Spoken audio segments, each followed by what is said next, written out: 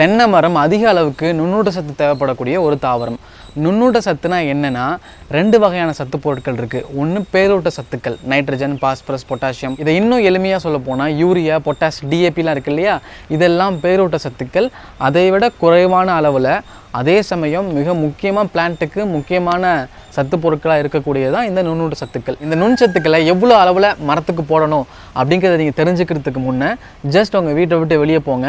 உங்கள் வீட்டில் உள்ள மரத்தை பாருங்கள். 2 மரம் இருக்குன்னா அந்த 2 மரத்துக்கு நடுவில் எவ்வளோ கேப் இருக்குதுன்னு பாருங்கள்.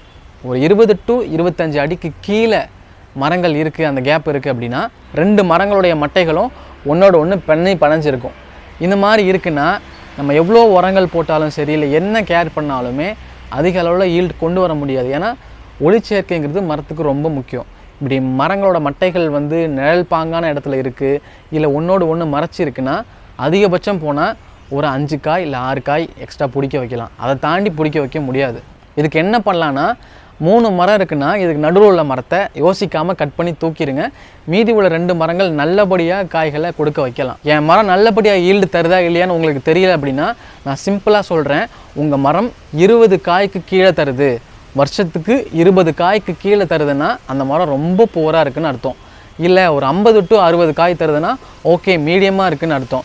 இல்லை என்னோடய மரம் 70 காய்க்கு மேலே தருதுன்னா நல்ல மரம் அர்த்தம். ஏன்னா அதிகபட்சமாக 100 to 150 காய் தான் கொடுக்க வைக்க முடியும், அதுக்கு மேலே கொடுக்க வைக்க முடியாது. ஸோ 3 விதமாக மரத்தை பிரிச்சுக்கோங்க. 20 காய்க்கு கீழே வருஷத்துக்கு தருதுன்னா இப்போ நான் சில விஷயங்களை சொல்கிறேன், அதை அப்படியே ஃபாலோ பண்ணுங்கள், கண்டிப்பாக வேலை செய்யும்.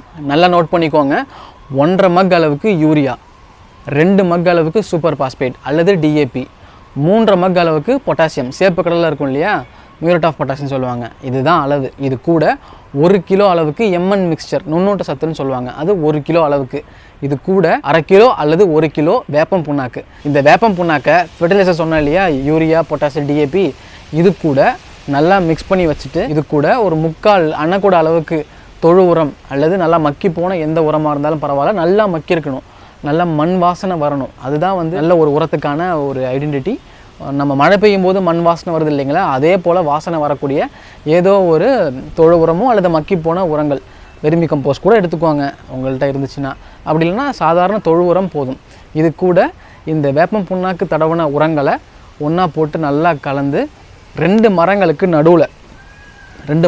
நடுவில் கொடை சாயிற இடம், டுவோர்ட்ஸ் த எண்ட் ஆஃப் அந்த பாயிண்ட்டு கீழே அந்த இடத்துல ஒரு அடி குழி தோண்டிட்டு அதில் இந்த உரங்களை போட்டு மேலே மூடிடணும். இதுக்கு மேலே கொஞ்சோண்டு அசோஸ்பைரிலம், பாஸ்போபாக்டீரியா, வேம் இதெல்லாம் சேர்ந்து ஒரு 100 to 150 கிராம் அளவுக்கு எடுத்து இது கூட ஒரு 1/2 அணை கூட இல்லை ஒரு 1/4 அணை கூட அளவுக்கு தொழுவத்தை போட்டு நல்லா மிக்ஸ் பண்ணி அது மேலே போட்டுடணும்.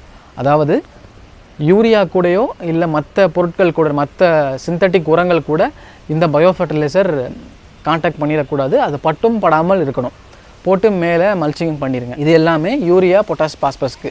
இது எல்லாமே எம்என் மிக்சர் ஒன்று சொன்னேன் இல்லையா, மைக்ரோ நியூட்ரியன்ட், அதை இந்த யூரியா கூட கலந்துடக்கூடாது.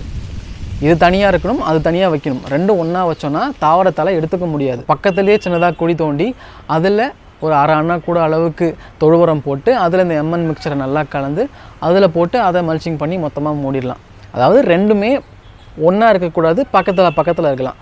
அது எப்படி உங்களால் முடியுமோ பண்ணிக்கோங்க. 2 மரமும் சாயிற இடத்துல அந்த உரத்தை போட்டுருங்க. தண்டுக்கிட்ட போட வேணாம், நடுவில் போட்டுருங்க. போட்டுட்டு மேலே மல்ச்சிங் பண்ணிடுங்க. மல்ச்சிங்னா தமிழில் மூடாக்குன்னு சொல்லுவோம். மூடாக்கு பற்றின வீடியோ நான் உங்களுக்கு ஆல்ரெடி கொடுத்துருக்கேன், அதுக்கான லிங்க் டிஸ்கிரிப்ஷனில் கொடுக்க, போயிட்டு பாருங்கள். சப்போஸ் உங்கள் மரம் தண்டு பகுதி ரொம்ப சூம்பி போயிருக்கு அப்படின்னா அதுக்கு எம்என் மிக்சருக்கு பதிலாக எம்என் மிக்சரை ரொம்ப அளவு குறைச்சிட்டு ஒரு 1/4 கிலோ அளவுக்கு போட்டுட்டு போராக்ஸ், ஜிங்க் சல்பேட், மெக்னீசியம் சல்பேட்லாம் பார்த்தீங்கன்னா ஆர்கானிக் ஸ்டாண்டர்ட்ஸ்லேயே வரும், எப்சம் சால்ட்டுன்னு சொல்லுவாங்க. இதெல்லாம் ஒன்று ஒரு 1/4 கிலோ, மொத்தமாக ஒரு 3/4 கிலோ எடுத்துகிட்டு இது கூட முடிஞ்சால் ஒரு 10 கிராம் அளவுக்கு காப்பர் சல்பேட், ப்ளூ கலரில் இருக்கும், அது கொஞ்சம் கலந்து, சப்போஸ் இது களிமண்ணாக இருக்குது நீங்கள் நடுற பகுதினா நம்ம ஜிப்சம் கூட கலந்துக்கலாம். அது ஒரு 1 கிலோ அளவுக்கும் கூட ஜிப்சம் போட்டுக்கலாம், நல்லா மண்ணை இலகுவாக்கி கொடுக்கும். ஸோ இது எல்லாத்தையும் ஒன்றா நல்லா கலந்து எம்என் மிக்சருக்கு பதிலாக இந்த கலவையை போட்டு 2 குழியில் அதை போட்டுட்டிங்க அப்படின்னா மரம் பட்டாசாக காய்க்கும். பட் முக்கியமானது என்னென்னா, உங்கள் மரத்தில் ஏதாவது பூச்சி பிரச்சனை இருக்கான்னு பார்த்தே ஆகணும். அதாவது மரத்தில் ஸ்கேல் போட்டு கோடு போட்ட மாதிரி அங்கங்கே முடி வெட்டின மாதிரி இருக்கும். இதுக்கான மிக முக்கிய காரணம் காண்டாமிருக வண்டு. இந்த காண்டாமிருக வண்டை வீட்டில் சப்போஸ் மரம் இருக்குன்னா அதை உங்களால் கண்ட்ரோல் பண்ண முடியாது. மரத்தை க்ளீன் பண்ணுறதுக்கு அப்பப்போ ஆட்கள் சைக்கிளில் வருவாங்க இல்லையா, அவங்கள்ட்ட சொல்லி க்ளீன் பண்ணுங்கள். பாருங்கள். சப்போஸ் அவங்க குருணை மருந்து மாதிரியான விஷயங்களை போட்டு க்ளீன் பண்ணி தராங்கன்னா ஒரு 45 நாட்களுக்கு காய்களை பறிக்கக்கூடாது. குருணை மருந்துக்கு பதிலாக நீங்கள் வந்து வேப்பம் பொடி இருக்கு இல்லையா, வேப்பம் கொட்டையை இடித்த பொடி, அது கூட மணல் கலந்து மட்டையோட இடுக்கில் இந்த பொடியை அங்கங்கே தூவி விட்டுட்டோம் அப்படின்னா இந்த காண்டாமிருக வண்டுகள் உள்ளார போகும்போது அதனுடைய கழுத்து பகுதியிலே இந்த மணல் சிக்கிட்டு தலையை அப்படி அசைக்கும் போது அந்த இடத்துல காயம் ஏற்பட்டு இறந்துடும். ஆனால் உங்களால் கண்டிப்பாக ஏற முடியாது. அதனால் ரோட் சைடில் போவாங்க, உங்களுக்கு தெரிஞ்சவங்களை வச்சு வருஷத்துக்கு குறைஞ்சபட்சம் ஒரு தடவையாவது மரத்தை ப்ராப்பராக க்ளீன் பண்ணிவிடுங்க. நான் இப்போ உங்களுக்கு சொன்னது எல்லாமே 20 காய்க்கு குறைவாக காய்க்கக்கூடிய மரங்களுக்கான அளவு. சப்போஸ் உங்கள் மரம் 50 to 60 காய் வரைக்கும் காய்க்குதுன்னா நல்ல மரம் தான். ஆனால் இதுக்கு நான் சொன்ன அதே உர அளவை போடுங்க. ஆனால் யூரியாவோட அளவை குறைச்சிட்டு பொட்டாசியத்தோட அளவை அதிகப்படுத்திக்கோங்க. 4 மக்கு அளவுக்கு பொட்டாசியமும் யூரியாவோட அளவை ரொம்பவுமே குறைச்சிக்கோங்க. ஏன்னா டிஏபிலையும் நைட்ரஜன் இருக்குது அப்படிங்கிறனால பொட்டாசியத்தோட அளவை மட்டும் அதிகப்படுத்திக்கோங்க. சப்போஸ் உங்கள் மரம் வந்து 70 to 80 காய்க்கு மேலே தருது அப்படின்னா அந்த மரம் நல்ல மரம் தான். ஏன்னா ஒரு மரத்தை 100 to 150 காய் வரைக்கும் காய்க்க வைக்க முடியும், அதுக்கு மேலே காய்க்க வைக்க முடியாது.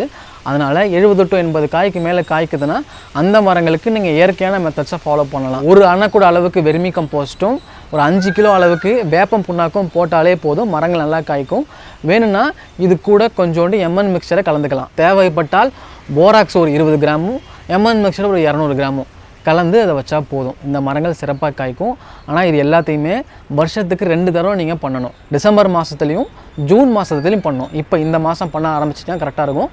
இதுக்கப்புறம் ஜூன் மாதத்தில் ஒரு தடவை இந்த மாதிரி உரம் வச்சுட்டிங்கன்னா மரம் சூப்பராக காய்க்கும். அதே போல் வருஷத்துக்கு ஒரு தடவையாவது மரத்தை ப்ராப்பராக க்ளீன் பண்ணிங்கன்னா மரம் நல்லபடியாக காய்க்கும். இது எல்லாத்தையும் விட மிக முக்கியமானது, நீங்கள் கன்று நடும்போது நல்ல விதையாக பார்த்து தேர்ந்தெடுத்து நட்டுருக்கணும். நல்லா ஒரு மரம் விளைஞ்சி நல்லா காய் கொடுக்குதுன்னா அந்த மரத்தை மேலேருந்து காயை கீழே போட்டுறாமல் மேலே ஏறி அந்த கொலைகளை மட்டும் நல்லா முத்தின கொலைகளை பறித்து அதை வந்து சரி போட்டு கண்ணை உற்பத்தி பண்ணணும். இல்லைனா நேரம் இருக்கும்போது டிஸ்கிரிப்ஷனில் என்னென்ன வெரைட்டி இருக்குங்கிறத டைப் பண்ணுறேன். நர்சரியில் நீங்கள் பார்க்கும்போது அந்த வெரைட்டி உண்மையிலே இவங்க சொல்கிற வெரைட்டியா அப்படிங்கிறத செக் பண்ணிவிட்டு அதுக்கப்புறம் வாங்குங்க. முடிஞ்ச அளவுக்கு அரசு நிறுவனங்கள் கொடுக்கக்கூடிய கன்றுகளை வாங்க முயற்சி பண்ணுங்கள். சரிப்பா எல்லாம் ஓகே, பட் நீ சொல்கிறத நாங்கள் ஏன் கேட்கணும், உனக்கு என்ன தெரியும், உனக்கு என்ன வேலிடேஷன் இருக்குது அப்படின்னா, நான் வந்து வேளாண்மையை படிப்பாக படித்தவன். நான் அது மட்டும் இல்லாமல் ஒரு 8 வருஷமாக இந்த வேளாண் துறையில் நான் வேலை பார்த்துட்ருக்கேன். நான் வந்து எந்த ஒரு மார்க்கெட்டிங் கம்பெனிஸ்லையும் ஒர்க் பண்ணலை. இந்த உரங்களை உங்களை வாங்க வைக்கணும் அப்படிங்கிற தேவை எனக்கு இல்லை.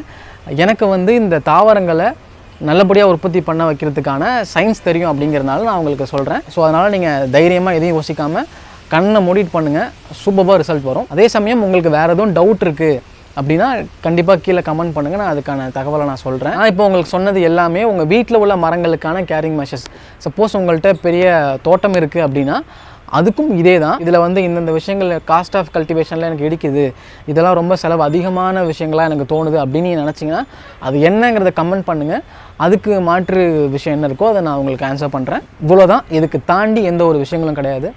Thank you so much. நல்லபடியாக மரங்களை பார்த்துக்கோங்க. நன்றி.